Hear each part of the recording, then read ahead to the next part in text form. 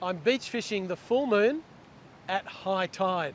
Hi, my name's Roger Osborne. In this video, I'm actually doing a double session. I normally only spend an hour or so and fish up until dark, but tonight I'm going to put in that extra time searching for that beautiful big mulloway that we all want to catch and eat. I'll be sharing with you everything that I'm thinking and doing to help you with your fishing. If you're enjoying the content, make sure that you subscribe, hit the notification bell. I really appreciate it. It helps my channel. Let's get started.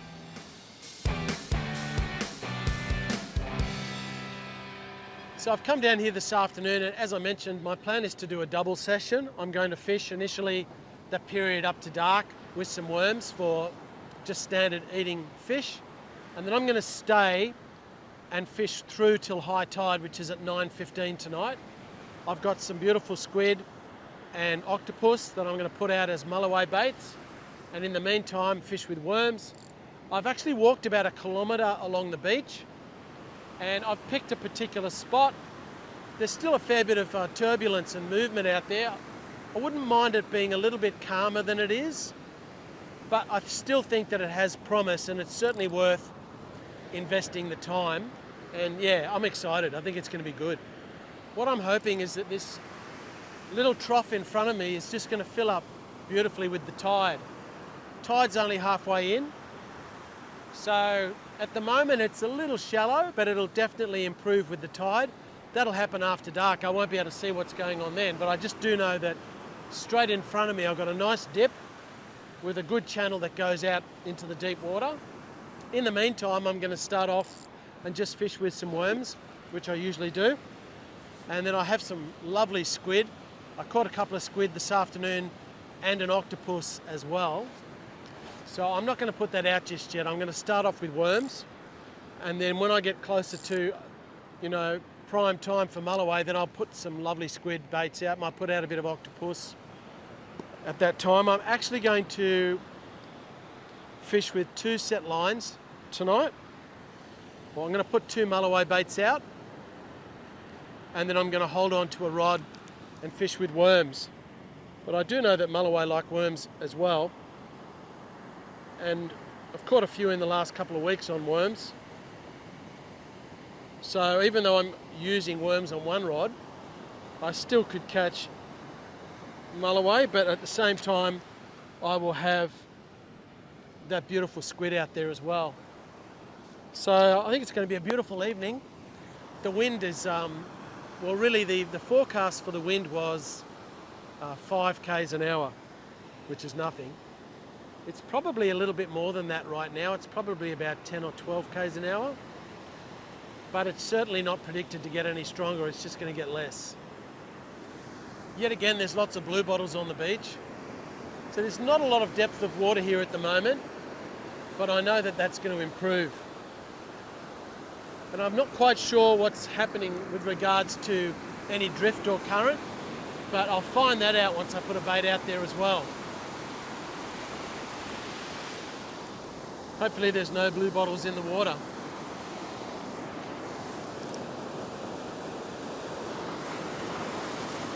Cool. I've just landed in that little sort of a trough that's out there. There may be a few brim and whiting sniffing around in that spot. It's not mega deep, and I'm just interested to see which way my line's going to drift, if there's much current, because that will influence me a little bit as to when I put my lines out later. Hopefully there's not much current. So I'm getting a bite. This is my first cast. Yep, something's going on out there. Yep, got it. Okay, well that didn't take very long. My line was only in the water for maybe about a minute.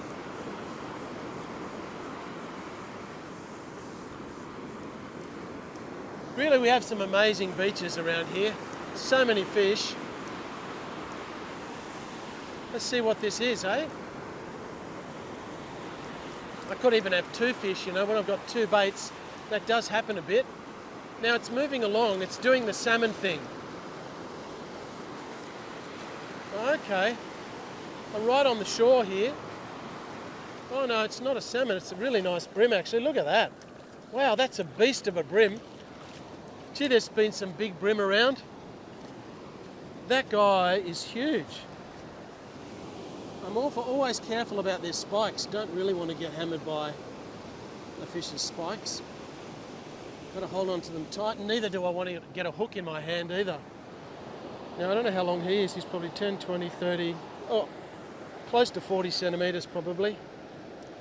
But he's certainly a beautiful fish. I think I might carry him up and look after him. What a great way to start. First cast. This is a classic example of the Aussie brim. What a beautiful fish. Very healthy and just a quality eating fish. So yeah, maybe if he's out there, there's probably more. Well, off with the hat and time to get back out there again. I've never tried beach worming on this beach, but the last time I was down here, I had a couple of pilchards and I just waved them around and some really cracking worms came up. I just haven't needed to, well, I get my worms closer to home. But yeah, I was really encouraged. I saw a lot of worms here. So I think potentially I'll come here again with no bait and just catch my bait in situation where I'm fishing, which I often do. I need a bit more sand on this worm. He's so slippery. Can't actually, I'm going to have to put a bit of sand on him. Just going to put a bit of sand on this guy so I can get some grip. That's better. That definitely made a difference then, putting that sand on there. They're too slippery. Just before I cast my line out again, this rod that I'm using is my light surf rod. It's 10 feet long. It's actually really enjoyable to use because it's so light. You can hold it, you can fish with it all day, you'll never get a sore arm. And it's coupled with a 5,000 size spinning reel and just a great little outfit and certainly capable of landing a variety of fish. So didn't take long to get a bite the first time, so we'll see what happens with my second cast. When the set waves come in, they are certainly pretty formidable, even though it's relatively, well, the swell is only supposed to be 1 metre. It certainly looks a little bit bigger than that, but anyways.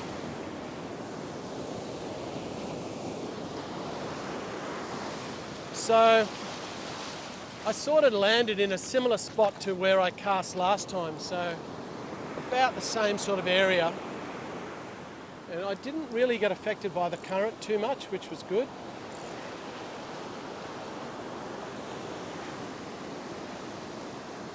What happened then? My drag was too loose. That was an interesting bite. I had quite a solid bite, but my drag was too loose, and when I leaned into it, it just went bzzz. So I wasn't able to put any pressure on whatever was taking that bait. So that's a bit of a thing. If you've got your drag set too light and you want to strike, you actually can't put any pressure on the fish, because in the case then I thought my drag was okay, but it was set a little bit light, and when I went to strike the fish, really the line just pulled out. So I've tightened it up. Okay, well, just once again pinching a few extra meters. Okay, so that went straight out, straight as a die, just like shooting a gun.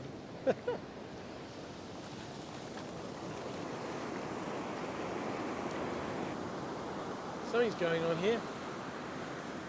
Man, it really came back towards me a long way.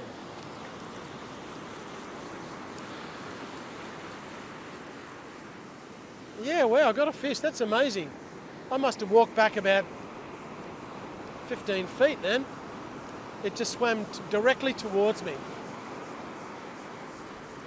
Oh, here it comes. It's not even that far out.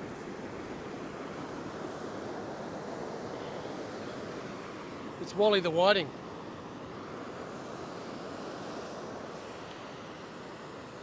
Yeah, he grabbed it and swam straight at me.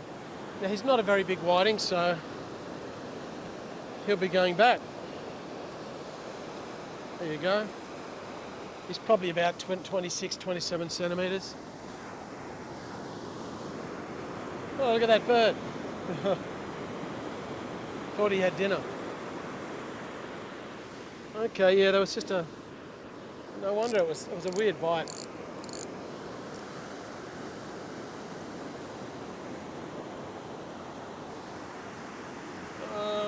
Okay. Yep. Could be another whiting, hopefully a bit bigger. Feels a bit bigger. Yeah, it definitely feels bigger. That's for sure. A lot bigger. Where is he? Oh, look at that. That's not a whiting. No wonder it felt bigger than a whiting. It's Mr. Salmon. Okay. Oh, look where I've hooked him. I've hooked him in the nose. But I don't need this guy, so I'm going to release him.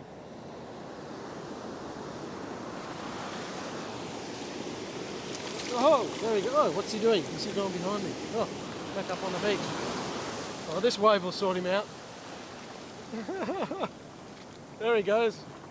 Woo! He's going the wrong way. Look at that. He had a lot of energy.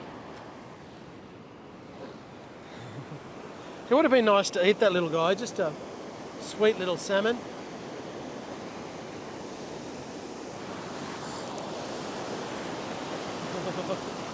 It's all right. Oh, that's funny.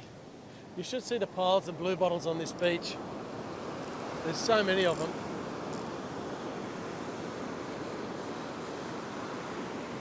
That's interesting. This bit, it's, oh, look at that. It's really got a little bit of go in it. It could be another salmon, I'm not sure.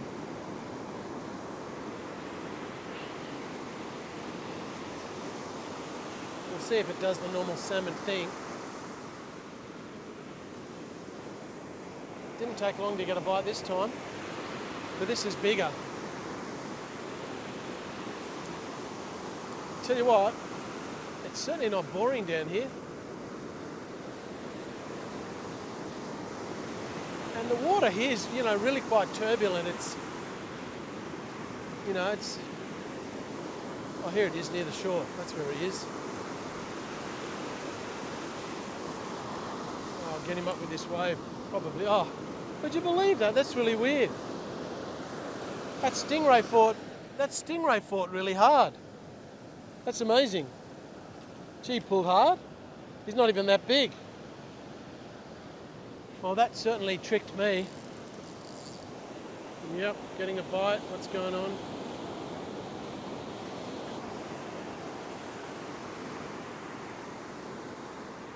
Yeah, got one.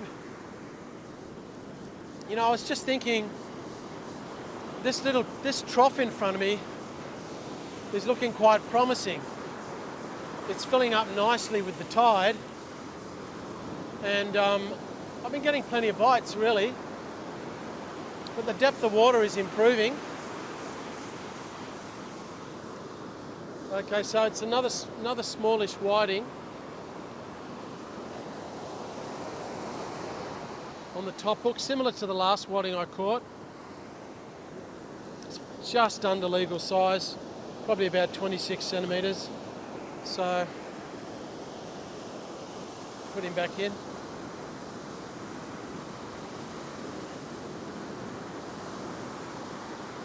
But yeah, it's looking actually quite promising. The water's coming into this little trough in front really nicely, and it's actually quite close to shore.